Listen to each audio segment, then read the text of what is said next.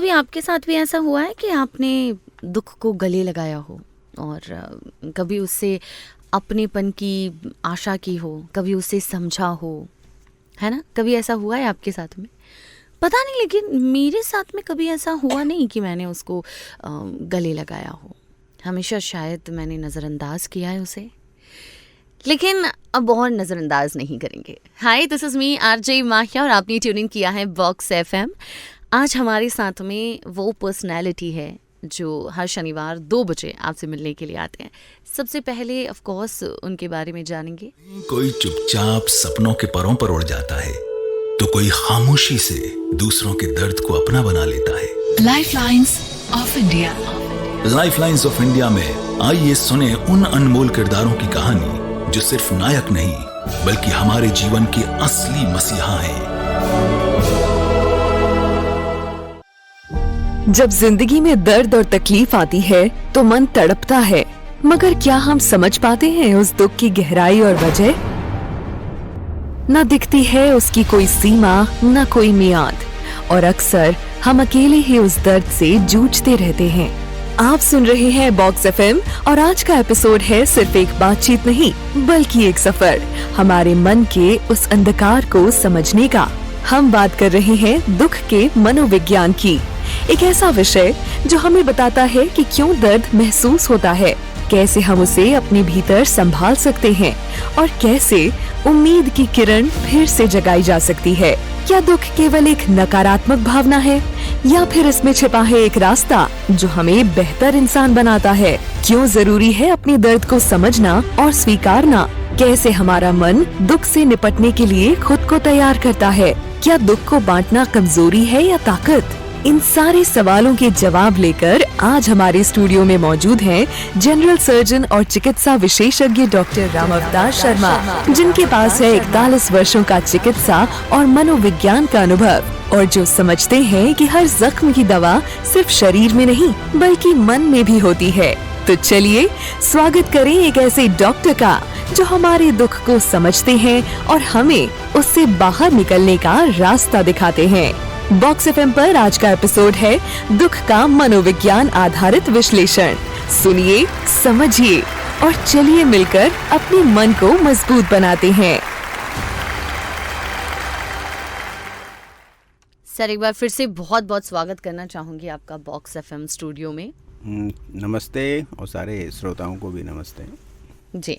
Sir, कुछ दिनों पहले हमने 5 तारीख को जैसे कि पोल्यूशन डे पे बातचीत करी थी और उसका जो प्रभाव है वो अभी कल में हमको देखने को मिल गया कि प्रभाव तो क्या कहूँगी, लेकिन ये देखने को मिल गया कि लोगों को अभी भी जागरूक होने की तो ज़रूरत है। जैसे 11 मनाई लोगों ने ना, निर्जला 11 और वो उसमें सेवा करी, लोगों को जूस पिलाया, सब किया और पूरी रोड, पूरा मोहल्ला कचरे से, प्लास्टिक से भर गया। देखिए, अभी मैं करीब 2 किलोमीटर चल के आया हूँ जी, तो कम से कम 1000 गिलास तो प्लास्टिक के सड़क पे बिखरे पड़े थे।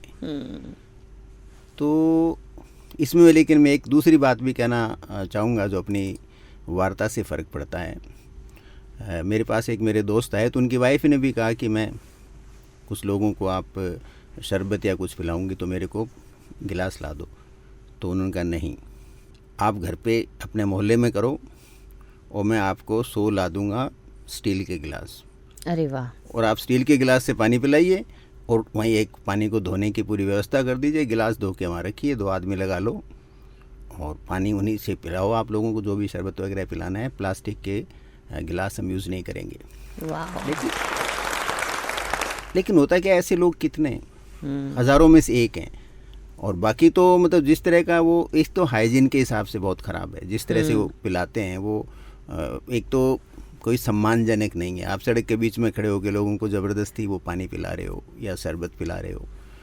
और दूसरा, वहाँ कोई साफ़ सफाई नहीं है और कोई ह्यूमन डिग्निटी नहीं है। मतलब एक नागरिक की जो एक होता है ना सम्मान, आत्मसम्मान वाली बात नहीं है। आप गिलास पी रहे हो और फेंके जा रहे हो, मतलब ये क्या हो रहा है?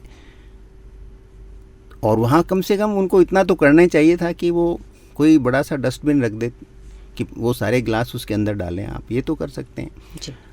तो बड़ा अनफॉर्चुनेट है। बारिश भी आएगी अभी, सारे नालियाँ जब रुकेंगी और चारों तरफ पानी फैलेगा सड़कों पे, मकानों में, दुकानों में घुसेगा, फिर आप सरकार को गालियां दोगे।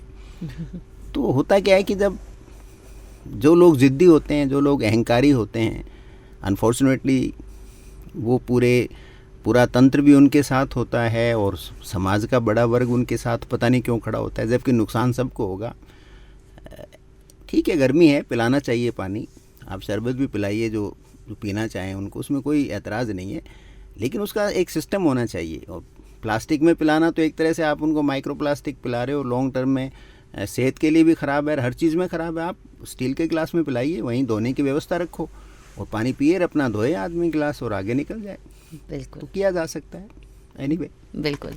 सो ये हमारा पिछला टॉपिक था और आज का जो टॉपिक है, हम ऐसा बिल्कुल नहीं कि मुद्दे से भटके हैं, बिल्कुल नहीं भटके हैं, क्योंकि जब हम आए तो मैंने सर के चेहरे पे ना एक हल्का सा इस चीज़ को लेके निराशा देखी, हल्का सा दुख देखा कि क्यों ना लोग इस चीज़ को और बेटर क्यों नहीं कर सकते।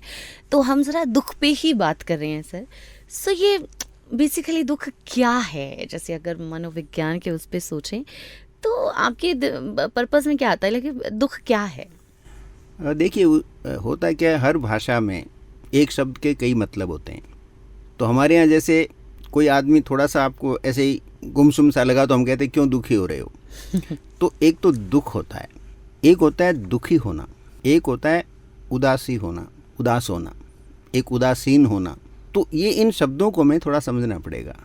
इंग्लिश में जैसे दुख है, उसको मतलब है ग्रीफ, और दुख का मतलब कोई लॉस है आपका, कोई बहुत डियर कोई व्यक्ति हो सकता है, वस्तु हो सकती है, आत्मसम्मान हो सकता है, धन हो सकता है, उसका बड़ा लॉस हो, परमानेंट लॉस टाइप की चीज़ हो, रिलेशनशिप्स में ब्रेकडाउन हो सकता है।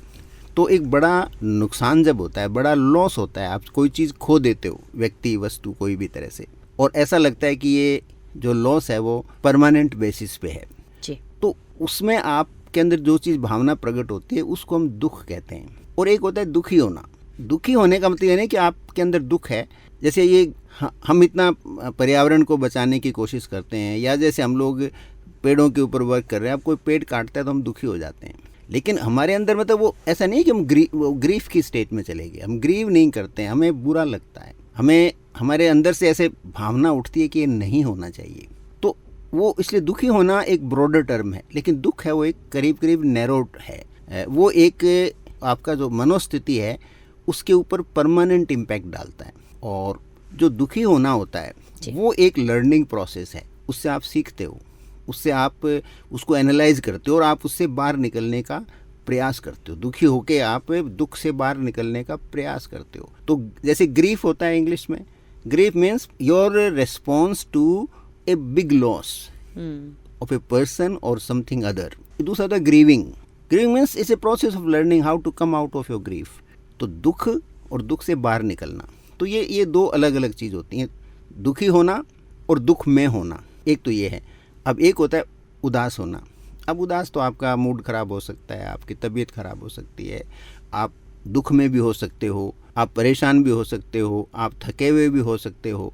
तो बहुत सारे कारणों से आप उदास हो जाते हो। और एक स्थिति आती है उदासीन। उदासीन एक ऊपरी स्थिति है आपके विचारों की। आप न्यूट्रल हो जाते हो, आप तटस्थ हो जाते हो चीज़ों को लेके, जो हो रहा है, जो घट रहा है, उसको आप घटने देते हो। तो पहले ये चारों चीज़ें हमें समझनी पड़ेंगी। तो आज का हमारा जो टॉपिक है मेनली वो है दुख, और दूसरा उस दुख से आप बाहर कैसे निकलो, उसको एनालाइज कैसे करो अपने दुख को, और दुख मोटे मोटे किन वजह से आप में रियली उस आप स्थिति में पहुंच जाते हो जिसमें आप अपने आप को दुख में पाते हो। तो उन स्थितियों के बारे में हम थोड़ी बातचीत करना चाहेंगे। जी। सो सर, अगर जैसे मैं अपना एक सवाल करूं अगले अपन इस टॉपिक पे बढ़े उससे पहले, कि जो इंसान बहुत ज़्यादा दुखी होता है, जैसे दुख में होता है, अभी जैसे आपने समझाया, तो उससे मानसिक स्थिति हो गई, फिजिकल हेल्थ हो गई, इन सब पे इम्पैक्ट पड़ता है। मतलब पूरे जितने भी बॉडी में हार्मोनल डिसबैलेंस वगैरह होता है वो सब एक इसी वजह से होता है। हाँ, देखो, दुख की स्थिति में तो दुख में क्या होता है कि आपको नुकसान बड़ा होता है। जैसे हम दुख में, जैसे सबसे बड़ा कॉमन जो कॉज होता है वो तो होता है किसी अपने प्रियजन का चले जाना। अब वो चले जाना दो तरह से हो सकता है। एक तो क्या होता है कि किसी की मृत्यु हो जाए, ऐसे व्यक्ति की जो किसी के बहुत निकट का है, जिसके ऊपर आपके भावनात्मक जो रिश्ते हैं वो बहुत अच्छे हों, और ऐसा व्यक्ति यदि चला जाता है, उसकी मृत्यु हो जाती है, तो फिर जो प्रभावित व्यक्ति है वो काफ़ी ज़्यादा विषाद में चला जाता है, दुख में चला जाता है। दूसरा, किसी की मृत्यु नहीं होती है लेकिन कोई आपके जीवन से दूर चला जाए। जैसे मेरे पास एक महिला आती हैं, तो बहू से उनकी नहीं बनती, कन्फ्लिक्ट है आपस में, पर्सनैलिटी कन्फ्लिक्ट है, बहू और बेटा अलग रहने लग गए। अब और पोते थे उनके, जैसे 2 पोते हैं, तो वो भी उनके साथ चले गए। तो वो जो लेडी है वो अपने पोतों पे बड़ा उसको प्रेम है, होता ही दादी को पोतों से प्रेम बहुत होता है, बिल्कुल सर। तो उनके लिए तड़पती है। अब बच्चों ने क्या किया कि वो फिर उनको बार बार फ़ोन करने लगती, वो जहाँ भी जाता वहाँ मतलब मकान लेके रहते बच्चे उनका जो सन है वो वहाँ पहुँच जाती, और वहाँ जाके वही बहू से झगड़ा वगैरह करती। तो अब बेटे ने क्या किया, नहीं तो अपना एड्रेस बताया, अपना फ़ोन उनका ब्लॉक कर दिया। तो वो रीज़न है, ये खुद भी मानती हैं कि मेरी गलती है, मैं उनकी लाइफ में इंटरफेयर करती हूँ और मैं जाके हंगामा करती हूँ। ये खुद भी मानते हैं कि गलती मेरी है, लेकिन मेरे से रहा नहीं जाता और दूर भी नहीं रह सकती। तो एक दुख का वो कारण है, वो बहुत दुख में रहती हैं। दुख की स्थिति है क्योंकि वो अपने जो बच्चों को बहुत क्लोज मानती हैं, उनके साथ वो नहीं रह पाती हैं। तो एक वो दुख की वो स्थिति होती है जी। और तीसरा होता है कोई बड़ा फाइनेंशियल लॉस हो, कोई सामाजिक प्रतिष्ठा है उसके ऊपर कोई बड़ी आंच आ जाए, परिवार का कोई सदस्य ऐसा कुछ काम कर ले कि पूरे परिवार की जो समाज के अंदर जो स्थिति है वो डामाडोल हो जाए या बदनामी हो जाए। और इसी तरह की कोई अपने जैसे आदमी के प्रोफेशन के अंदर ऐसा कोई आ जाए कि कोई उसको बहुत प्रताड़ित हो जाए, या फिर प्रोफेशन में उसकी जो कोई प्रमोशन है उसके अंदर परमानेंट कोई डैमेज हो जाए, जिससे आगे उसकी संभावनाएं ख़त्म हो जाए, ऐसा कुछ हो जाए, तो आदमी दुख की स्थिति में चला जाता है। और लेकिन इसमें सबसे ज़्यादा जो दुख हमें इम्पैक्ट करता है वो रिलेशनशिप का दुख होता है। उसमें यदि किसी के व्यक्ति का मतलब लॉस हो जाए, जैसे मृत्यु हो जाए, या वो स्थायी रूप से ज़िंदगी से दूर कहीं चला जाए किसी भी वजह से, और ब्रेकअप हो जाए, या फिर बड़ा ब्रेकअप हो जाए जिससे बड़ी उम्मीद होती है, बहुत ज़्यादा अटैचमेंट हो जाता है, तो फिर वो जो दुख होता है वो ज़िंदगी भर साथ रहता है। हाँ। आप दुखी होना तो बंद कर सकते हो, इसमें एक ख़ास बात ये है, एक स्टेज तक आप दुखी रहोगे और फिर बातें होती रहती हैं, आप अपने आप को एनालाइज करते रहते हो, तो धीरे धीरे आप दुखी होना तो बंद करोगे, आप बाहर से सामान्य लगोगे, लेकिन वो टीस है वो उठती रहती है। आप उस जो आपका दुख है उसको भूलते नहीं हो कभी भी, कहीं ना कहीं वो आपके सबकॉन्शियस माइंड में पूरी ज़िंदगी मौजूद रहता है। तो ये इस तरह की, और वही ऐसी बात है जिसको हमें समझना चाहिए, क्योंकि यदि हम समझेंगे ना तो उसमें से बाहर आ सकते हैं। इस पे एक सवाल मेरे दिमाग में आ रहा है सर, जैसे मैंने अक्सर लोगों को महसूस किया है, और ऐसा होता है कि आफ्टर ब्रेकअप, जैसे बॉयफ्रेंड गर्लफ्रेंड का रिलेशनशिप होता है, तो उसमें 2 लोगों को देखते हैं अपन, बहुत एक दूसरे को समझते हैं, प्यार करते हैं, सपोर्ट करते हैं, लेकिन एक दिन ऐसा आता है जब वो लोग अलग हो जाते हैं, ब्रेकअप हो जाता है, और उसमें से कोई एक होगा जो शायद बहुत दुखी होगा और दूसरा होगा जो बहुत इजीली मूव ऑन कर जाता है। तो जो दुखी होता है सब कहते हैं कि नहीं इसका प्यार सच्चा था, ये बहुत दुखी है, इसको बहुत तकलीफ हो रही है, और जो इजीली मूव ऑन कर जाता है उसको लोग गलत बोलते हैं कि इसको कभी कोई भावना ही नहीं थी, ये तो दुखी हुआ ही नहीं, या इसका तो कोई लेना देना ही नहीं था। तो क्या सच में ऐसा होता है कि जो इंसान मूव ऑन कर जाए उसको कोई फ़र्क नहीं पड़ता? देखिए, इसमें ये जो सो कॉल्ड जो प्यार होता है, तथा कथित प्यार मैं कहूँगा इसको, इसमें तो ज़्यादा तो देखिए आकर्षण होता है। जो पुरुष और महिला या जैसे लड़के लड़की के बीच में जो है वो उसमें आकर्षण का जो है ना वो रोल ज़्यादा होता है, और उसमें कुछ लोग इमोशनल ज़्यादा होते हैं तो वो ज़्यादा अफेक्टेड होते हैं, और कुछ लोग इमोशनल बिल्कुल नहीं होते। और दूसरा तो इंसानों के रिश्ते का बड़ा एक अजीबोगरीब सी स्थिति है। इंसान जिसको प्यार करता है, जो उसके जीवन के प्रमुख होते हैं, जैसे पत्नी है, पति है, बच्चे हैं, पेरेंट्स हैं, भाई बहन हैं, उनमें देखिए आप बिल्कुल ईमानदारी से यदि कोई आदमी अपने आप से बात करे तो एक बात सामने आएगी कि हर इंसान अपने जो प्रिय होता है ना उसके मरने के बारे में ज़रूर सोचता है। उसके दिमाग में कभी आता है ये नहीं, ये चले जाएंगे तो, या चली जाएंगी तो, ये मेरे पिताजी चले जाएंगे, माताजी चले जाएंगे, तो वो मृत्यु के बारे में और अक्सर सोचते हैं। ये नहीं कि लाइफ में एक बार सोचता है, क्योंकि जो जितना प्रिय होता है उसको खोने का डर रहता है। तो हमारा जो मन होता है ना, वो सदा जब वो वाचाल होता है, जब वो घूमने फिरने लग जाता है, आप खाली बैठे हो तो आपको ये आपके पास बहुत आती है। क्योंकि मेरे पास तो काफ़ी केसेस आते हैं जो लोगों में यही फियर है, फियर ऑफ लॉस। मेरे हस्बैंड की कुछ हो तो नहीं जाएगा, मेरी वाइफ तो मर जाएगी तो मुझे रोटी कौन देगा, मेरे बच्चों के कुछ नहीं हो जाएगा। तो ये हम सब सोचते हैं मतलब। और देखा ये गया है कि जो ऐसी जो लाइव MRI होती है आजकल, कि आप जो विचार कर रहे हो, जैसे किसी के अपने जो डियरेस्ट वन की फ़ोटो दिखाई गई, तो वो फ़ोटो और जो मान लो ऐसे पहले उन्होंने अलग अलग किया, जैसे कोई किसी का क्लोज पर्सन है, उसकी डेथ हो गई और उसको लेके आदमी बहुत दुखी है, तो उसकी जब फ़ोटो दिखाई गई तो वो करीब करीब हमारे मस्तिष्क के उन्हीं क्षेत्रों को एक्टिवेट करता है जिनको नशीली वस्तुएं एक्टिवेट करती हैं। अच्छा। जिनको अल्कोहल है, आपके नशे की दवाइयाँ हैं, चाय, कॉफ़ी, शक्कर, और दुखी होना, दुख में होना, ये जो सब चीज़ें हैं वो ब्रेन के एक ही एरिया को, जो एडिक्शन का एरिया कहते हैं, तो कहते हैं दुख भी एक तरह की आदत हो जाती है। और हम सबकॉन्शियस माइंड में दुखी होना भी चाहते हैं, और बहुत सारे लोग क्या करते हैं, अपने आप को तैयार भी करते हैं कि भी ये हमारे इसकी मृत्यु हो जाएगी तो मैं ज़िंदगी कैसे जीऊँगा, जबकि वो इंसान सामने हेल एंड हार्टी है, सब कुछ है, लेकिन आप इमेजिन करते हो और उससे भयभीत भी होते हो, और आप में एक अपराध भावना भी आती है कि यार मैं इसके बारे में, मेरा इतना है, मेरा बेटा है, मेरी बेटी है, मेरा पति है, मेरी पत्नी है, माँ बाप हैं, मैं इनके मरने की क्यों सोचता हूँ। लेकिन आदमी सोचता है, और वो सोचता क्यों है, क्योंकि उसको पता है ये घटना कभी भी किसी के साथ कहीं पर भी घट सकती है। तो उसका जो ब्रेन है उसको मानसिक तौर पे तैयार करता है कि तुम्हारा ब्रेकडाउन नहीं हो जाए, और वो उसको एक तरह की बीमारी से रोकने की ये प्राकृतिक एक क्रिया है जिसको कहते हैं ब्रोकन हार्ट डिजीज। एक बीमारी है ब्रोकन हार्ट डिजीज की, बहुत बड़ी किसी की लाइफ में ट्रेजेडी आ जाए, उसका दिल टूट जाए, और यूजुअली ये दो ही तरह से होता है। जैसे एक तो वो लव के अंदर होता है, प्रेम संबंध टूट जाए, या फिर कोई प्रिय व्यक्ति इस दुनिया से चला जाए, या परमानेंट, या दूर चला जाए, छोड़ के चला जाए, उससे भी हो जाता है।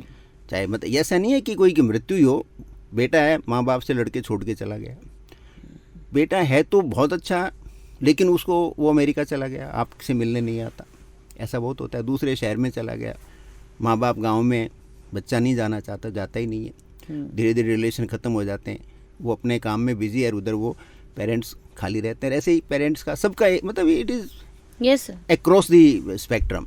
अग्रीड। तो उसमें वो आपके हृदय पे सीधा असर आता है, और कई बार तो लोगों की मृत्यु भी हुई है।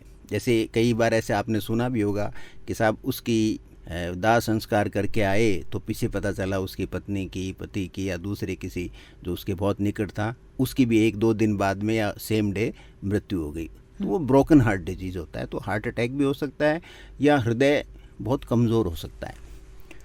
तो इसका इम्पैक्ट आता है, क्योंकि हमारी बॉडी अल्टीमेटली तो केमिकल से कंट्रोल्ड है, और आप लंबे टाइम दुख में रहते हो या दुखी होने की स्थिति में रहते हो, तो आपके बॉडी पे करीब करीब वो सारे साइड इफ़ेक्ट आएंगे जो आप शराब पीते हो, या आपने हेरोइन या ब्राउन शुगर वगैरह आप खा रहे हो, या आप बहुत सारी चीनी खा रहे हो। इसलिए ये सब के आप देखो, बीमारी जो क्रोनिक बीमारियां होती हैं वो किससे होती हैं?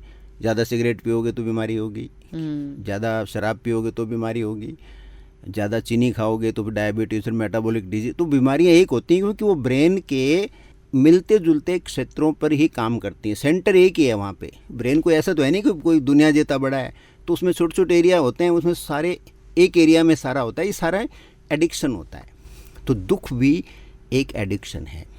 मीना कुमारी ने एक बात लिखी थी जी, अब मैं घबरा के इस गम से कैसे जाऊं दूर, कि ये गम ज़माने की वसीयत है मुझको। ओहो। तो वो कहती है मैं गम, जैसे दुख का मतलब उर्दू में गम होता है, तो मैं गम से दूर कैसे जाऊं, ये तो मेरे को ज़माने की वसीयत। हाँ, वसीयत है। हाँ, तो इसलिए हम, तो दुख हमारे अस्तित्व का एक अभिन्न अंग है। और एक प्रोसेस ऑफ लर्निंग भी है, हम इससे सीखते भी हैं। लेकिन इसके बाद इसको लेके यदि हम भयभीत रहने लग जाएं, वो इसमें बिल्कुल डूब जाएं, तो फिर स्थिति हमारे लिए काफ़ी विकट हो जाती है, क्योंकि फिर वो हमारे जीवन की गुणवत्ता को ख़त्म करती है। तो हमें उससे बाहर निकलना है। इसी के लिए हम इस पे बात करते रहते हैं। जैसे हमने ये शुरू किया है कि कभी कभी इस पे ऐसे टॉपिक पे बात करें। उसका एक मकसद ये भी है कि उन विषय जिन पे हम समाज में कम बात करते हैं, तो उन पे बातचीत होनी चाहिए। बिल्कुल। तो सर, जैसे अक्सर ऐसा कहते हैं कि दुख बांटने से बढ़ता है, मतलब कि दुख बांटो मन हल्का हो जाएगा, दुख बांटो मन हल्का हो जाएगा। फिर जब अक्सर कोई इंसान बात करने के लिए जाता है, बोलने के लिए जाता है, तो उसको कहते हैं क्या यार तेरे को रोज़ रोज़ तू बस ये एक ही चीज़ लेके आ जाती है, या आ जाता है तो दुखी रहती है यार, तू बात मत कर। अब सर, वो ऐसा ट्रीटमेंट मिलने के बाद वो इंसान और ज़्यादा दुखी हो जाता है। तो जो कोई ऐसे लोग हैं जिनके आसपास में अक्सर वो देखते हैं कि कोई कलीग्स हैं ऑफिस में या बाहर, कोई जो दुखी रहते हैं, जो परेशान हैं, उनको कैसे डील करना चाहिए आप अपने आसपास के ऐसे लोगों को? देखिए, इसमें एक ही चीज़ होती है कि दुनिया में सुनने वाले लोग बहुत कम होते हैं। आप 1000 इंसान ढूंढोगे तो एक इंसान ऐसा मिलेगा मुश्किल से आपको जिसमें सुनने की क्षमता हो। तो आपको यदि कोई परेशानी हो, आपको कोई दुख हो, आपकी कोई बात कहने की या शेयर करने की इच्छा हो, तो आपको उस व्यक्ति तक पहुंचना पड़ेगा। इसलिए आप हर एक को कह रहे हो कोई सुनने में इंटरेस्टेड है ही नहीं, कोई सुनता ही नहीं है। और मैं आपको एक सिंपल सी बात कहती हूँ, आप अपना खुद का एनालाइज करो किसी दिन कि आपने अपने आप से एक बात कही, 2 घंटे बाद में आप याद करो कि आपने अपने आप को क्या कहा था, तो आपको याद नहीं रहेगा, क्योंकि आप अपनी ही बात नहीं सुनते हो। तो जब आप अपनी बात नहीं सुनते हो तो दूसरे आपकी बात क्यों सुनेंगे? तो सुनने वाले व्यक्ति आपको ढूंढने पड़ते हैं। इसीलिए जैसे जो नई विधा जो दुनिया में विकसित हो रही है, संवाद चिकित्सा, टॉक ट्रीटमेंट, तो उसमें सुनने वाले लोग होते हैं। और सुनाओ उसी को, क्योंकि वो एक होता है समानाभूति, एक तो होती है सहानुभूति जिसको हम सिंपैथी कहते हैं। आपकी कोई परेशानी आई, मैंने 2 अच्छे शब्द कह दिए, सांत्वना दे दिया आपको और हिम्मत दे दी, इसको तो हम सहानुभूति कहते हैं। एक समानाभूति होती है, जो आप फील कर रहे हो उस स्थिति में वो मैं फील कर रहा हूँ।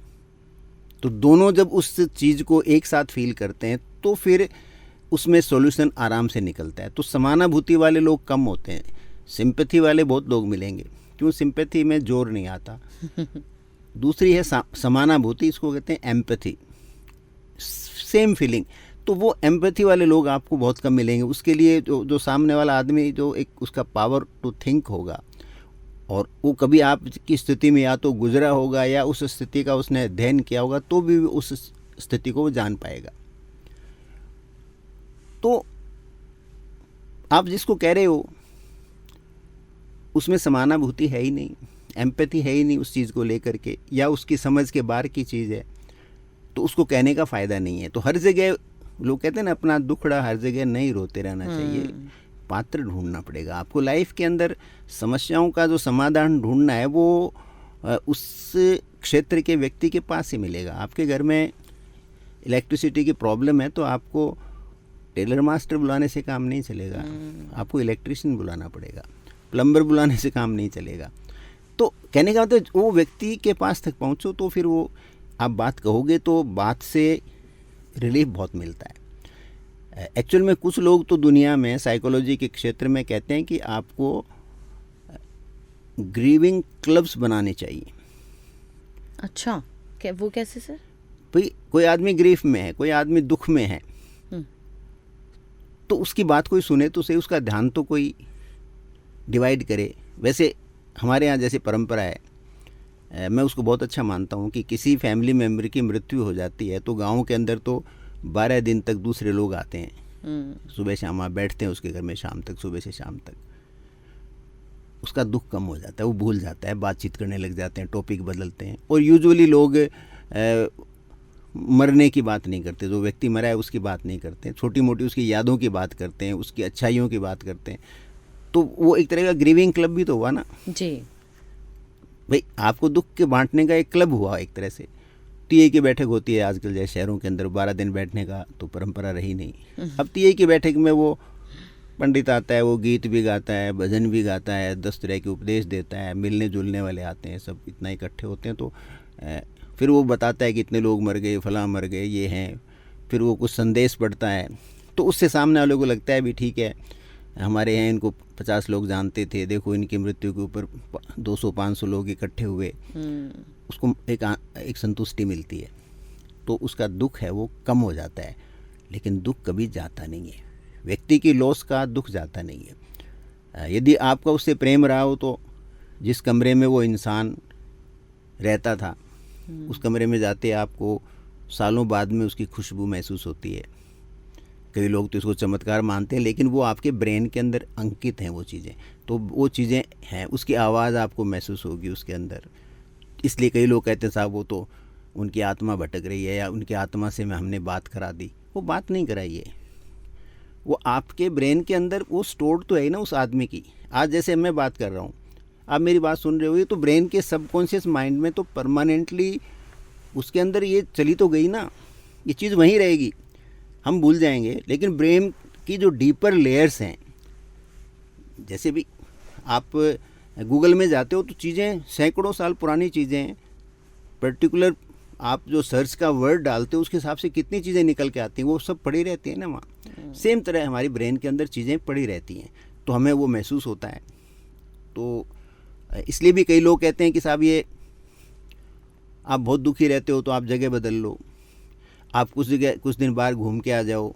वो आपको व्यक्ति को आप कभी भूलते नहीं हो। जो आपके प्रिय रहा हो, चाहे व्यक्ति हो, चाहे वस्तु हो, चाहे सम्मान हो, यदि वो एक बार चला जाता है तो आप उसको भूलते कभी नहीं रहते हो। तो ग्रीफ में या दुख वाली चीज़ें मिटती कभी नहीं है। दुखी होने का जो प्रोसेस है ना, उससे आप बाहर निकल जाते हो, लेकिन दुख से बाहर कभी नहीं निकलोगे। वो याद कभी नहीं कभी टीस जरूर आती है, चाहे साल में 1 बार हो, चाहे साल में 20 बार हो। वो आपके रिलेशनशिप पे या उस वस्तु से या व्यक्ति से कितना आपका लगाव है, या कितने आप इम्पेक्टेड हुए, वो उस पर निर्भर है। तो इसे कॉम्प्लेक्स फिनोमेना। और इसके अंदर एक और होता है कि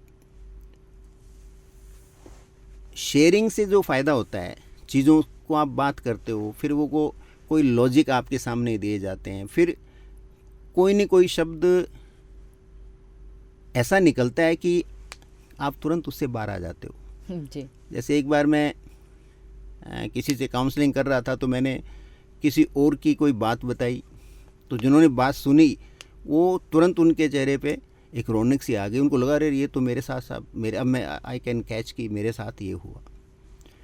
ऐसे ही एक दिन कोई बैठे थे तो वो काफ़ी परेशान से थे, तो मैंने दुष्यंत कुमार की कविता के 3-4 लाइन बताई, तो उसका बड़ा इम्पैक्ट आया उन पे। अच्छा। और वो लाइनें थी कि रंग जब आसपास होते हैं हर तरफ कैनवास होते हैं। अरे वाह। रंग जब आसपास होते हैं हर तरफ कैनवास होते हैं, आओ गम को लिबास पहना दें, आओ गम को लिबास पहना दें, लफ्ज़ गम के लिबास होते हैं, खून दे दे के भरना पड़ता है, दर्द खाली गिलास होते हैं। अरे वाह। तो शानदार। अब ये दुष्यंत कुमार की है, तो लेकिन वो आपने प्रॉपर टाइम पे भी ऐसे शब्द आप उपयोग में लेते हो, तो जो सुनने वाला है या जो आपके पास आया है अपनी बात कहने, उस पर इसका बड़ा इम्पैक्ट पड़ता है। तो इसलिए हम दुख को ब्लंट कर सकते हैं, मिटा नहीं सकते, उसको कम कर सकते हैं, उसको समझ सकते हैं। और जब आप समझ जाओगे ना चीज़ों को, तो फिर वो जो आपने एक बात उठाई थी कि एक तो ज़िंदगी भर परेशान और दूसरा बाहर निकल जाता है, तो हम ये कहते हैं कि प्यार वो करता ही नहीं था, और ये बहुत प्यार में डूबे हुए थे। ये साइकोलॉजिकल स्टेट ऑफ माइंड है। दूसरा हो सकता है ज़्यादा प्यार करता हो लेकिन उसको ये लग गया है कि ये बातें निभने वाली नहीं है। दोनों संभावनाएं हैं, वो चीटिंग भी हो सकता है और डार्क एम्पैथ हो सकता है। इसको कहते हैं शामिल समानाभूत। ऐसे व्यक्ति जो आपको लगता है कि मेरे सबसे क्लोज है लेकिन वो डार्क एम्पैथ है, उसके अंदर कालूस छुपा है, वो एक्सप्लॉइट करना चाहता है। ये साइकोलॉजी का बहुत बड़ा सब्जेक्ट है, कभी हम टॉक रखेंगे इस पे भी जी। हाँ, तो वो यूज़ करना चाहता है, ऐसा भी होता है। और जैसे बहुत सारे हैं लोग मित्र बन जाते हैं, भाई से बन जाते हैं, आपका पैसा लेके निकल जाते हैं, आपका कोई सामान लेके निकल जाते हैं, दिल लेके निकल जाते हैं, वो सब होता रहता है। और दूसरा जो इमोशनल व्यक्ति है वो हो सकता है चीज़ों को बहुत बढ़ा चढ़ा के भी देखते हैं। इमोशंस के अंदर आप चीज़ों को बहुत बढ़ा चढ़ा के देखने लग जाते हो। और कई बार क्या होता है कि जो इमोशनल आदमी है वो दूसरे को पूरा कंट्रोल करना चाहता है, तो जो पूरा उस पर नियंत्रण करना चाहेगा तो सामने वाला फिर बच के निकल जाता है। और हो सकता है कि जो आज आपको इमोशनल कह रहे हैं कि साहब मैं तो बहुत प्रेम करती थी या करता था और सामने वाले ने मेरे को धोखा दिया, हो सकता है कि आप हाई कॉन्फ्लिक्ट पर्सनैलिटी हो, आप हर चीज़ उसका नियंत्रण में अपने बस में करना चाहते हो, तो उससे सामने वाला पैनिक में आके और निकल गया। तो इस तरह से सारे एंगल पे एनालिसिस करनी पड़ती है। चीज़ें ह्यूमन लाइफ में इतनी आसान होती नहीं है जितना हम सोचते हैं। हर व्यक्ति है वो अपने आप में एक अलग समय और अलग स्थिति में अलग होता है। जी। सो सर आई थिंक एक कॉल भी है हमारे पास में। हेलो जी। हेलो जी, कौन बात कर रहे हैं? जी मैं देवेंद्र जोशी बात कर रहा हूँ जयपुर से ही। जी नमस्ते सर, कैसे हैं आप? एकदम बढ़िया, एकदम बढ़िया। जी देवेंद्र जी, चैट बॉक्स में भी आपके सवाल हमें देखने को मिल हाँ रहे जी, हैं। हाँ जी, हाँ जी, हाँ जी, हाँ जी। जी, सो राम अवतार सर हमारे साथ में हैं, पूछिए क्या पूछना चाहते हैं आप? सबसे पहले तो आदरणीय सर को मेरा नमस्कार। हाँ नमस्ते देवेंद्र, नमस्ते। हाँ सर मेरा सवाल ये है कि इन दिनों मैं पेरेंटिंग कोचिंग पर कोई काम कर रहा हूँ। तो जैसा कि आज का अपना सब्जेक्ट है दुख को लेकर के, तो सर एक मेरा पिछले 2-3 सालों में काफी जगह मैं गया हूँ लेक्चर्स के लिए। मैंने सर महसूस किया है कि स्कूली लेवल के जो बच्चे हैं और उसके बाद में कॉलेज लेवल के जो बच्चे हैं, वो छोटी छोटी चीजों में खुशियां ढूंढना मतलब अब बंद कर चुके हैं। और जो हैप्पीनेस इंडेक्स की अपन बात करते हैं, भूटान का अपन कंसेप्ट लेते हैं, मैं वो पढ़ रहा था पिछले दिनों। तो हमारे इंडिया में सर ये आफ्टर कोविड जो है या उससे पहले भी अपन मान सकते हैं, सोशल मीडिया का प्रचार ज्यादा होने से ये मतलब थोड़ा सर कम हुआ है।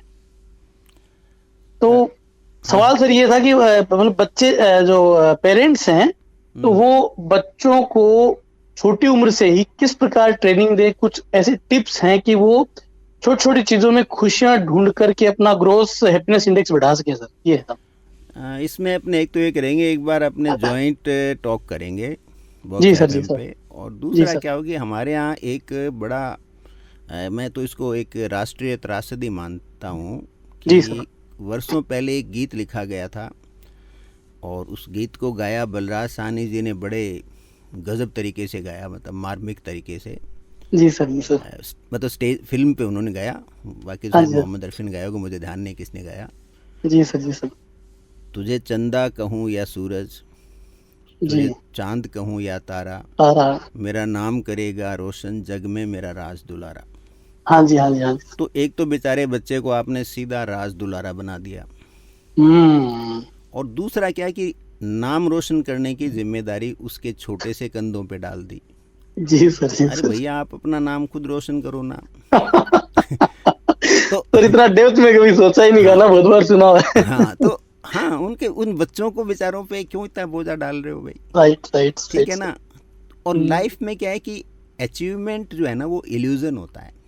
क्वालिटी ऑफ लाइफ जीने के लिए कोई ये जो अचीवमेंट हैं ये बहुत खोखले होते हैं। जी जी सर। जिन सरकारी अफसरों को IAS IPS हम बधाइयाँ देते हैं, जी जी जी, तो दूसरा एंगल देखते नहीं कि अखबारों में रोजाना वो रिश्वतखोरी में जो पकड़े जा रहे होते हैं उसकी हम चर्चाएं नहीं करते हैं। हाँ जी, हाँ, उनके घर पे करोड़ों अरबों रुपए पकड़े जाते हैं, उनकी कोई चर्चाएं नहीं करता। सही, राइट सर। हाँ, और जो भी अचीवर्स हैं उनकी आप लाइफ को क्लोजली देखो, अब ये जैसे अमेरिका में है, दोनों के पास पैसा भी है, पद भी है, एलोन मस्क और ट्रम्प हाँ बेवकूफों की तरह लड़ रहे हैं, इसलिए अचीवमेंट है ना वो अलग चीज़ है। एक्चुअल में ये अचीवमेंट है नहीं, जो फिजिकल जो अचीवमेंट है ना, जो वर्ल्ड का फिजिकल वर्ल्ड का, जी वो एक तरह का इल्यूजन है। और जो लग्जरी और विलासिता जो है ना, जी जी जी यही इसकी रूट कॉज है। माँ बाप जो है ना, कोई बच्चे को बड़ा नहीं बनाना चाहते, वो विलासिता भोगना चाहते हैं बच्चे की एवज में। वो लगते हैं कि हमने हमारी जवानी इस पे इन्वेस्ट की है, तो हम इंटरेस्ट के साथ उससे वसूल करेंगे। हाँ, बहुत बहुत बहुत गहरी बात कही सर। ऐसे में आप व्यक्ति को वस्तु में बदल देते हो, और वस्तु में बदलने से वो बच्चा क्या है, निष्ठुर हो जाता है, वो जीवन के प्रति निष्ठुर होता है।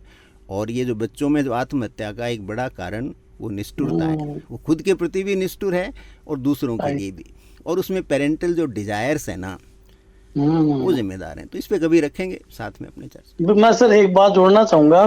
पिछले दिनों मेरे पास काफी पेरेंट्स काउंसलिंग के लिए आए, तो सर 90% से ज्यादा का यही कहना था कि ये हमारा नाम रोशन करे। तो अब जो आपने बात कही ना, मैं कहीं ना कहीं उससे रिलेट कर पा रहा हूँ। उसमें बच्चा गौण हो गया, उनका नाम रोशन करना, न्यूज़पेपर में फोटो छपना, हाँ परिवार का नाम आना चाहिए, अखबार में फोटो छपनी चाहिए, ये रीजन है। राइट ओके, ठीक है sir, thank you sir, thank you so much sir for calling, thank you. Okay ma'am, thank you ji. तो सर ये मतलब काफ़ी इंटरेस्टिंग बात आपने बताई है, ये तुझे सूरज कहूँ या चंदा वाली, ये तो अपने आप में ही बहुत कमाल की बात है। कभी सोचा नहीं, इसको सुनते हुए भी कभी इतना ध्यान नहीं दिया, लेकिन आज जब आप साइकोलॉजी पढ़ते हो ना, तो आपका जो माइंड सेट है ना वो एनालिटिक हो जाता है, वो चीज़ों को फिर अलग पर्सपेक्टिव से देखने और सुनने लग जाता है। उसका सिंपल सा रीज़न है ये। जी। और सर जी सर नहीं बोलो सर, चैट बॉक्स में कुछ सवाल आ रहे हैं, अगर आप इजाज़त दें तो मैं उसको लेना चाहूँगी। पहले तो कल हमारे मुकुल सर का बर्थडे था, तो काफ़ी सारी विशेज़ आ रही हैं इसमें। विवेक राजन सर, बहुत बहुत धन्यवाद आपकी बर्थडे विश के लिए। और रामजी लाल शर्मा, आपका भी बहुत बहुत धन्यवाद। देवेंद्र जी का तो जैसे सवाल उन्होंने कॉल करके बता ही दिया। अभी अगर मैं कुणाल की बात करूं तो उनका पूछना यूँ है कि दुख को स्वीकार करने की जो प्रयाग जो होती है वो कितनी महत्वपूर्ण होती है, और लोग इसे मतलब क्यों कतराते हैं? अगर दुख है तो उसको एक्सेप्ट क्यों नहीं करते? वो एक्सेप्टेंस क्या होता है कि अहंकार पे चोट करता है। और दूसरा क्या होता है, जैसे मैंने टॉक के शुरू में बताया था कि हर व्यक्ति अपने प्रियजन की मृत्यु की कल्पना करता है, सदा करता है, अक्सर करता है। तो उसको लगता है कि इस मृत्यु में कहीं न कहीं मेरे उस विचार का भी हिस्सा है, मैंने सोचा वो सत्य हो गया। तो उसको फिर वो भय बढ़ जाता है कि जब एक गया तो दूसरा है, ये व्यक्ति मेरे जीवन में, दूसरा वो भी चला जाएगा। तो उसको एक तरह का भय होता है, एक फियर होता है, साइकोस। और फिर क्या है, मैंने कहा ना, एडिक्शन होता है। आप सदा कुछ न कुछ ऐसा करते रहोगे कि आप थोड़े बहुत दुख में चले जाओ। ये आप लाइफ में गौर से करोगे कि आप कुछ न कुछ ज़रूर करते हो, दुख में नहीं जाओगे तो परेशानी में ज़रूर चले जाओगे। और हम देखते हैं अक्सर, आप आसपास देखोगे, आदमी थोड़ा अचीवमेंट करता है, फाइनेंशियल स्टेबल होता है, बिना ज़रूरत कार खरीद लेता है, बिना ज़रूरत बड़ा मकान खरीद लेता है, फिर EMI में डूब जाता है, फिर वो फाइनेंशियली इतना स्ट्रेसफुल हो जाता है कि वो फिर दुख की स्थिति में चला जाता है, जबकि उसको आवश्यकता भी नहीं होती है। तो हम क्या है कि ये एक तरह का एडिक्शन है, और इसको हम मानते नहीं, स्वीकारते नहीं, क्योंकि ये अपनी कमज़ोरी को स्वीकारना कोई आसान काम नहीं है। तो जिस दिन आपने इसको ये मान लिया कि ये भी शराब की तरह से, एक स्मोकिंग की तरह से एडिक्शन है, to be miserable, to be in state of grief, तो फिर धीरे धीरे आप इसमें से बाहर आ सकते हो। और ये ऐसा नहीं है कि दुनिया का हर आदमी दुख से पीड़ित रहता है।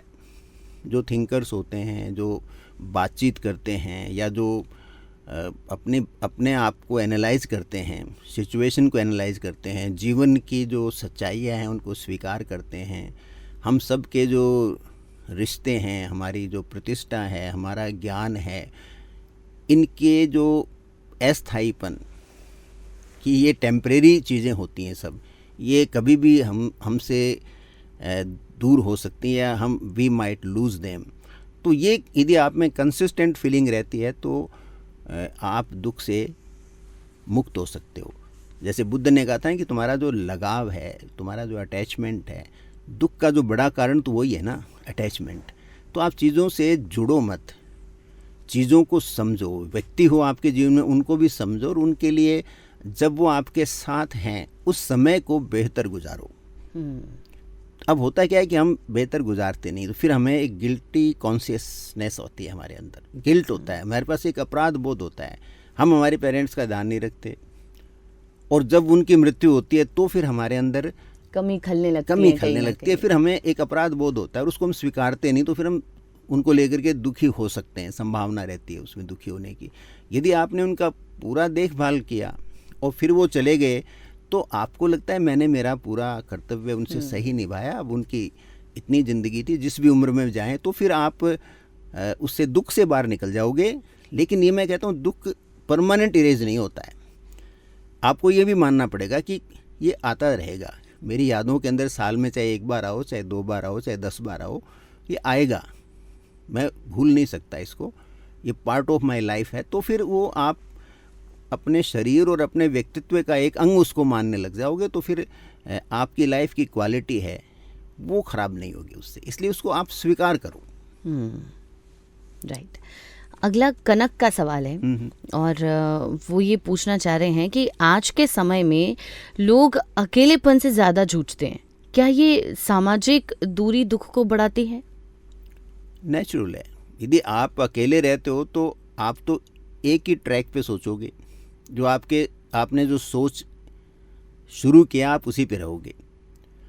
और दूसरा मैं कनक से कहना चाहूँगा कि लोगों को सोचना चाहिए, क्या धरती पे अकेला जीने के लिए आए? और अकेले से साथ का मतलब, मेरा मतलब सिर्फ इंसान से नहीं है, आप सब चीज़ों के साथ रहो। और मैं कहता हूँ कि जहाँ प्रकृति की घटनाएं घट रही है ना, साल में या महीने में 2, 4, 5 बार आप वहाँ ज़रूर जाओ। जहाँ चिड़िया अपने अंडे दे रही है, फिर वो चूजे आ रहे हैं, चूज़ों को कैसी खिलाती पिलाती है, कौवा क्या कर रहा है, गिलहरी क्या कर रही है, आपके गली का कुत्ता क्या एक्टिविटी कर रहा है, आपने छोटे से पेड़ को बड़ा होते कैसे देखा, बारिश में पेड़ कैसे होते हैं, जब आंधी चल रही है तो पेड़ अपने आप को गिरने से बचाने के लिए क्या कर रहे हैं। ये सब चीज़ें बड़ी इम्पोर्टेंट है। मैंने देखा कि एक जगह बहुत सारे वो खड़े थे नारियल के पेड़। तो नारियल के पेड़ को आप गौर से देखो तो वो स्ट्रेट नहीं होता, वो एक ऊंचाई के ऊपर जाके उसमें एक हल्की सी कर्व आती है। तो मैंने किसी से पूछा ये कर्व क्यों है सब पेड़ों में? तो उनका सब आंधी से बचने के लिए, ये कर्व नहीं होगी तो टूट जाएगा ये 2 मिनट के अंदर। तो पेड़ भी अपने आप को एडॉप्ट करता है। कोई भी नारियल का पेड़ देखो, ऊंचाई पे कहीं ना कहीं छोटी सी या बड़ी आपको एक कर्व मिलेगी, हल्का सा उसमें कर्व आता है, सो दैट वो हवा के वेग को सह सके। तो जीवन में भी हमें जीवन के जो प्रवाह होता है उसके लिए अपने आप को थोड़ा मोड़ना पड़ता है, अपने आप में थोड़ा सा झुकाव लाना पड़ता है। तो आप प्रकृति में क्या सृजन होता है, जैसे मैंने कहा ना, चिड़िया के बच्चे हैं, पेड़ की जो पंखुड़ियाँ हैं, फूल का खिलना है, फूल का मुरझाना है, तो आप प्रकृति के सृजन के पास रहोगे। तो जब आप कोई चीज़ जहाँ क्रिएट हो रही है, जहाँ उसका सृजन हो रहा है, तो उसमें यदि आप रहते हो तो फिर आपके जीवन में भी नए नए निर्माण होंगे। और यदि आप सिर्फ बंद कमरों में रहोगे तो नेचुरल है, आप ज़्यादातर नॉन लिविंग हैं, दीवारें तो जिंदा हैं ना, तो उनके बीच में रहोगे तो आप में ज़िंदगी का विकास नहीं होगा। आप सिर्फ सांस लोगे, और सांस लेने को तो जीना नहीं कहते यार अब। तो इसलिए वो सोशल तो होना ही चाहिए, और नहीं रहोगे आप सोशल, किसी से भी हो सकते हो आप छोटा सा पेट रख लो, उससे भी हो सकते हो। और आपकी लाइफ में 5-7 तो मैं तो सबको कहता हूँ कि छोटे छोटे क्लब्स होने चाहिए लाइफ के अंदर, एक आपका ग्रुप होने चाहिए छोटे छोटे, चाहे आप साल में 2 बार ही मिलो उस अलग अलग ग्रुप में, कहीं साहित्य पे बात हो, कहीं कोई फिलोसॉफी पे बात हो, और जहाँ तक पॉसिबल हो पॉलिटिकल जो ग्रुप्स हैं उनको अवॉइड करो। रिलीजियस ग्रुप हैं उनमें बड़ा सावधानी से एंट्री लो। स्पिरिचुअल ग्रुप में आप एंटर हो सकते हो, तो कोई स्पिरिचुअल ग्रुप हो, लिटरेरी ग्रुप हो और या फिलोसॉफिकल ग्रुप हो, नहीं हो तो बनाने की कोशिश करो।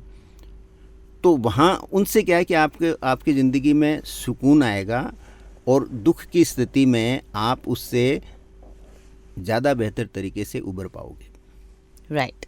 अगला सवाल है ध्रुव का और उनका पूछना है कि sir how to manage work life balance and secondly stress. Sir how to plan for the future in mandatory and social, how to stop worrying about it, what does it means to be rich in society and as a respectable? देखिए, जहाँ तक सबसे पहले तो मैं richness पे आता हूँ। तो देखिए, एक सिंपल सा उदाहरण है। मान लो आपका लाइफ टाइम मंथली एक्सपेंडिचर आपका 1 लाख रुपया महीने का है। मान लो आप कमा रहे हो 50,000, तो आप परेशान रहोगे, दुखी रहोगे। दुख में नहीं रहोगे लेकिन दुखी रहोगे। और जो ही आप 90,000 कमाने लग जाओगे तो आप कुछ ठीक हो जाओगे आप थोड़े, क्योंकि आप में फिर एक उम्मीद लग जाएगी कि अब मैं अगले महीने या 6 महीने में मैं 1 लाख को पार कर लूँगा। फिर आप 1 लाख पार करके 1,10,000 करते हो, आप बहुत खुश रहते हो। 1,25,000 पे बहुत सुखी रहते हो। 2 लाख तक सुखी रहते हो। जिस दिन आपने 3 लाख कमाना या 5 लाख कमाना शुरू किया तो आपकी तकरीबन वही स्थिति वापस आ जाएगी जो आपकी 60-70,000 पर मंथ की इनकम पे थी। आप वापस दुख में आ जाओगे, क्योंकि फिर वो मैनेजिंग दी मनी अपने आप में एक बड़ा इशू होता है। इसलिए जो आपने धन की बात कही, तो मेरी समझ में आपको एक कंफर्टेबल सा टारगेट लाइफ में सेट करना चाहिए। आपकी रिक्वायरमेंट से 15-20% ज़्यादा हो, बस दैट्स ऑल। उस पर आप यदि पोटेंशियल हो तो भी उससे आगे मत बढ़िए। यदि आपको हाई क्वालिटी की लाइफ ज़िंदगी में जीनी है तो आपको लीक से हटके जीने की या सोचने की क्षमता विकसित करनी चाहिए कि मुझे इससे ज़्यादा धन नहीं कमाना है। आएगा तो भी आई विल रिफ्यूज़। ज़्यादा से ज़्यादा इन्फ्लेशन को जोड़ सकते हो उसमें आप। एक तो ये होता है। दूसरा क्या सवाल था इनका? वर्क लाइफ को बैलेंस कैसे करें? हाँ, तो वो तो इसी में अपने आप ही बैलेंस हो जाएगी। भाई जब आप लग्जरी को अवॉइड कीजिए। लग्जरी एक तरह की विलासिता है और लग्जरी ज़िंदगी की आवश्यकता नहीं है, क्योंकि जो प्राइम हेल्थ, जो आपका जो रिचनेस है ना, वो आपकी हेल्थ है। आपके शरीर में यदि रोग हो गया, डायबिटीज़ हो गई। अब मैं कितने लोगों को मैं जानता हूँ जिनके पास अनाप शनाप पैसा है, लेकिन हाइपरटेंशन हो गया तो हाइपरटेंशन का डॉक्टर कहता है नमकीन मत खाना। साथ में डायबिटीज़ हो गई, वो डॉक्टर कहता है मीठा मत खाना। अब सवाल उठता है आपको कुछ खाने को ही प्रॉपर नहीं मिल पा रहा है, तो फिर आपका धन किस काम का है? अब कुछ भी आप नहीं खाओगे, इतने रेस्ट्रिक्शंस में आप जियोगे, तो एक तरह की ये जेल हो गई, जो कहते हैं ना ओपन जेल। तो आपकी ज़िंदगी ओपन जेल हो गई। आपकी ज़िंदगी को दूसरे कंट्रोल कर रहे हैं। आप कब सोओगे, आप कहाँ जाओगे, आप क्या खाओगे, ये तो आपके डॉक्टर से नियंत्रित करने लग जाते हैं। तो आपका तो टोटल लॉस ऑफ फ्रीडम है। तो बेसिकली ये रिचनेस नहीं है, ये एक तरह की जेल है। इसलिए बैलेंस लाइफ का तो ये करना है कि आपको अपने जो एक्सपेक्टेड एक्सपेंडिचर्स हैं उनमें आपको एक लाइफ को इकोनॉमिक हेल्थ है वो प्लान करनी पड़ेगी। और प्लान के साथ में आप नॉर्मल जो एक्सपेंडिचर से 20% प्लस यदि आप if you are making money, be happy. और वो मैक्सिमम हैप्पीनेस आपको लाइफ में देने की उसमें प्रबल संभावनाएं हैं, क्योंकि वो आपकी हेल्थ को डिटोरिएट नहीं करेगा। आपकी हेल्थ चली गई इस प्रयास में कि मैं बहुत धनी हो जाऊं, तो आप एक तरह के परमानेंट दुख की स्थिति में रहोगे। जी। सो नीलम का अगला सवाल है कि कभी कभी दुख का कारण जो होता है वो हमारे खुद के लोग होते हैं, वेरी नियर डियर वंस। तो उस सिचुएशन में कैसे डील करें? ये बड़ी विकट स्थिति है और मेरे तो हमारी सोसाइटी की बात समझ में नहीं आई। पूरी दुनिया में ही है एक्चुअली में, हमारे यहाँ थोड़ी ज़्यादा है क्योंकि हम ट्रेडिशनल सोसाइटी हैं। कि एक घर में कोई बहू आती है तो वो एक आदमी की वाइफ आती है उसका रिश्ता सिर्फ एक व्यक्ति से होता है, लेकिन सारा परिवार उस पर अपना अधिकार जमा लेता है, जबकि उनका कोई सीधे तौर पे उससे कोई रिश्ता होता नहीं है, वो एक व्यक्ति की वजह से होता है, लेकिन उसको सारा कंट्रोल करने की कोशिश करते हैं। और वो जो डोमेस्टिक मेंटल या फिजिकल या इमोशनल टॉर्चर का एक बहुत बड़ा जो घर है हमारा, वो युद्ध क्षेत्र बन जाता है। और हम लोग ऐसी मनोवृत्ति में आते हैं कि हम एक दूसरे की लाइफ को डिस्ट्रॉय करते रहते हैं, और वहाँ दुख की बजाय दुखी होने की स्थिति, आप स्टेट ऑफ डिस्पेयर में रहते हो हर समय, और एक तरह का आपके मानसिक प्रताड़ना की स्थिति होती है वो। तो उस स्थिति से तो निकलने के लिए जो चीज़ आवश्यक होती है, उसमें जो किया जा सकता है, तो इकोनॉमिक सेल्फ सफिशिएंसी होनी चाहिए, और स्थिति नहीं सुधरे तो उस स्थिति से निकलने की हिम्मत होनी चाहिए, क्योंकि यदि निकलेंगे नहीं तो लोग तो नहीं सुधरते। मेरा तो एक्सपीरियंस लाइफ का यही है, मैंने काफ़ी केसेस ऐसे डील किए हैं, जो नहीं निकलते हैं ना, वो धीरे धीरे मतलब एक ऐसी असहनीय स्थिति में रहते हैं कि हम उसको दयनीय स्थिति कह सकते हैं, और पूरा जिंदगी उनकी नारकीय होती है, एज दो लिविंग विद हेल। तो हेल का नाम जानते हो? हेल अपना तो नरक को कहते हैं ना, वो नरक नहीं है। हेल, हेल एक जर्मन एक स्टोरी है एंशियंट, कि एक पहले एंशियंट टाइम में, हज़ारों साल पहले, जर्मन से जो नॉर्ड पूरा जो जर्मेनिक एरिया है उसमें वो मानते थे कि एक तो होता है डेविल और एक होता है गॉड। तो वो दो गॉड होते थे, एक तो सिंगल आइड गॉड होता था उनका, एक दो आँखों का गॉड होता था। तो सिंगल आई गॉड जो था वो चीफ गॉड था, लेकिन उसको एक आँख से दिखता था, इसलिए वो जो डेविल था वो बहुत सारे काम कर लेता था, उसके साथ बदतमीजियाँ कर जाता था। अब उसका बेटा हुआ, वो बिल्कुल दोनों आँखों का और बहुत ऐसे हैंडसम और ऐसे हुआ, टॉल एंड वेरी स्ट्रॉन्ग। तो डेविल को लगा कि ये तो मेरे को बड़ा खतरा है इस आदमी से, ये जब राजा बनेगा, वो पुराने वाला गॉड जब गायब हो जाएगा और उसके ये गॉड बनेगा, तो ये तो मेरे को डैमेज कर देगा, मेरे को परमानेंटली डिस्ट्रॉय कर देगा। तो उसने एक बच्ची को जन्म दिया, वो बहुत सुंदर थी, उसका नाम हेल था। अच्छा। तो उस हेल ने क्या किया कि उसको ट्रैप किया, गॉड के बेटे को, और फिर उसको बेड़ियों में जकड़ करके अपने बेसमेंट में उसको डाल दिया, और उसको वो टॉर्चर करती थी वहाँ। तो इसलिए लोग कहते हैं लिविंग विद हेल। धीरे धीरे फिर उसको नर्क की स्थिति मानती। तो hell was a devil's daughter.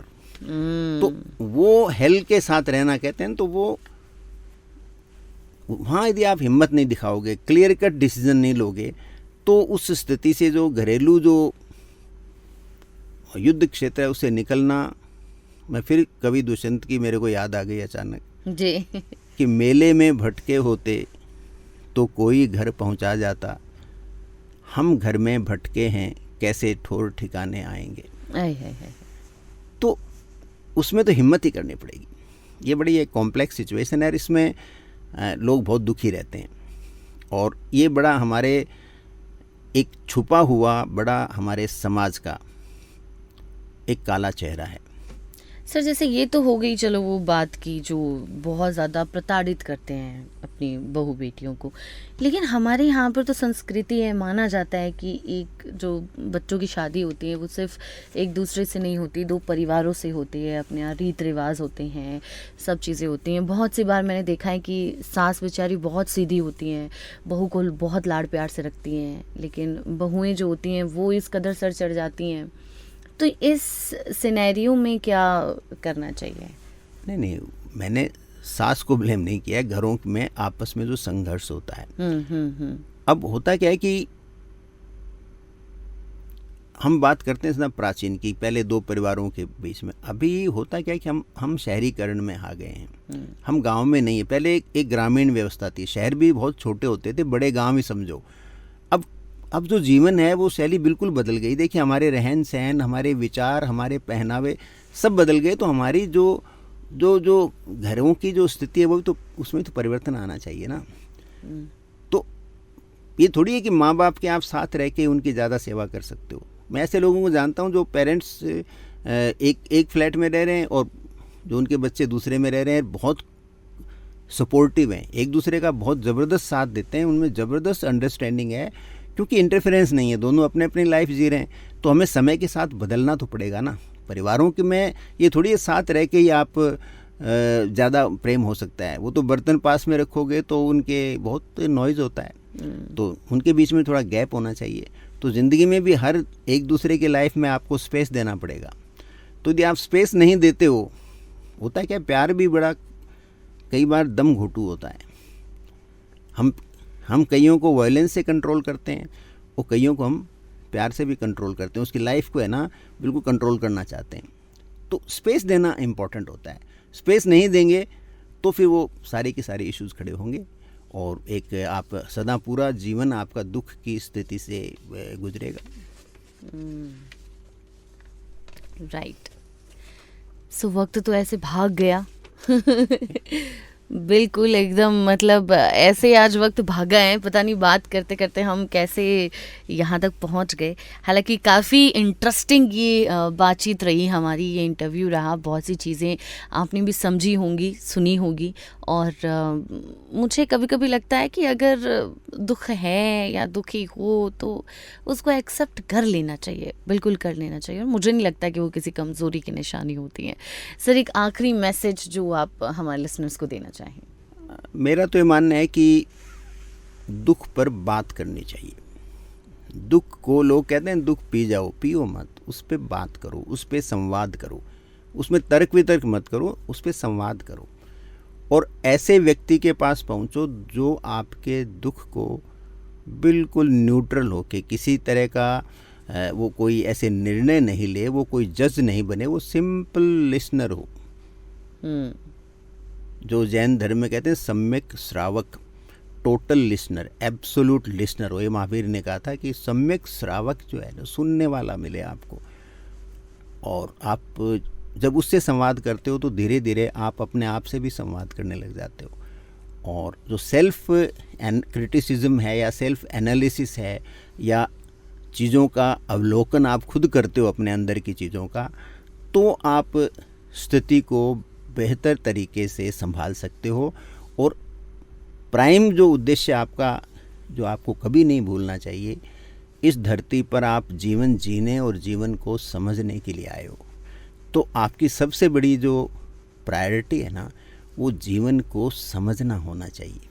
और जब समझोगे तो ज़िंदगी को आप डेफिनेट तरीके से बेहतर जियोगे, क्योंकि आप ज़िंदगी की बारीकियों को समझते हो। जी, thank you so much sir. बहुत ही कमाल की ये वार्ता रही आज की हमारी। एंड आई एम श्योर कि अगली बार जब रामअवतार सर आएंगे तो एक और यूनिक टॉपिक लेकर आएंगे जिसके बारे में शायद आपने कभी सोचा भी नहीं होगा। मतलब ऐसी चीज़ें जो अंदर से निकल के आएंगी।